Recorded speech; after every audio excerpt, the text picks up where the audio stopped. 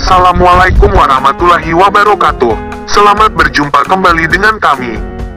Sekarang kita sedang berada di Kompleks Daya Abu Tumin Blangblah Biren.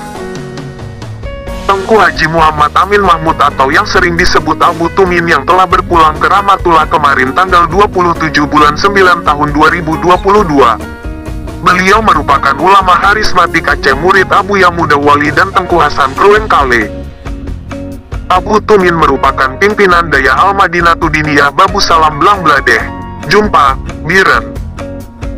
Daya ini berdiri pada tahun 1890 oleh Tengku Haji Imam Hanafiyah yang merupakan kakek Abu Tumin. Beliau merupakan ahli fiqh mazhab Syafi'i dan ahli tarikat Al-Hadadiyah serta pakar kitab Syarah Al-Hikam karangan Syekh Athaillah As-Sakandari. Sekarang yang meneruskan pimpinan Daya ini adalah anaknya sendiri yang dipanggil dengan Tu Ahmad dan anak lainnya yaitu Tu Haidar.